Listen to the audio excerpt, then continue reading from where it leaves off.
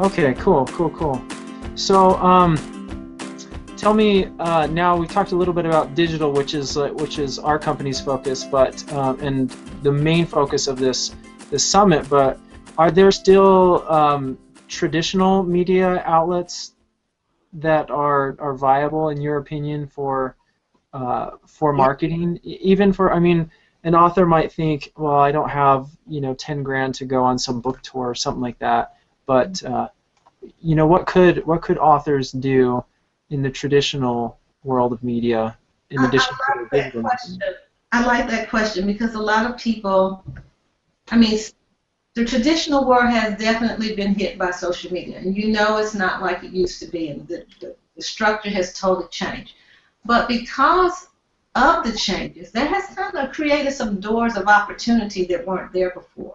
Hmm. Say, for instance, if you wanted to run a commercial spot on your book, well, the cost of entry for that is way, way, way down from what it might have been 10 years ago. And if you work with certain networks, they have what they call media buys. And within media buys, you look at different times, like they have times set for when spots can run, like an early morning spot, a midday spot, a time of day when it's the prime time, and then later on your evening rotations. So if you work with, say for instance, if you like the OWN television network, or you've got a history book and you want to be on the History Channel or something like that, if you work within those networks and you get them to do a buy for you and use some of the time that has not been sold, because of all of the shifting that social media has caused within the traditional industry, you can get those rates pretty cheaply. And you can get them on really good networks. And what I like about still using that as an opportunity is because traditional media is very well segmentized. It has done a really good job at targeting groups of people who watch certain types of programming. So say, for instance, going back to the history example, you don't have to try to find your history audience when you're on traditional television. You just go to the History Channel or the Military Channel, or those that are related to that.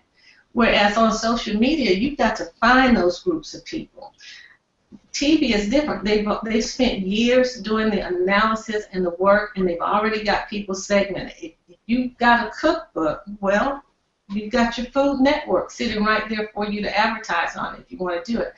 And many people think, oh, television, that's too big. My budget will never handle that. But that's not true. That's not true. If you get into the right group, you can get some pretty decent rates and be on for months just advertising.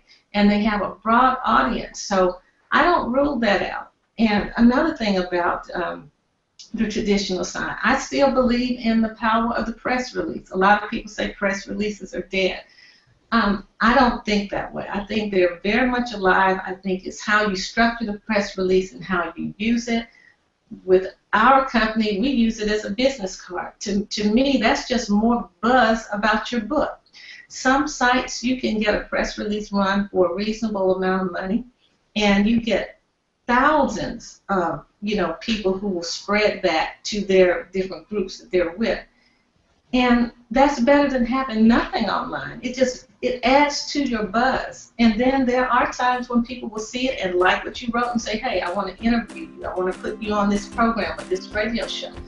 So I think that authors should incorporate new media and traditional media when they're doing their approach. We certainly take that approach, and it's been pretty effective.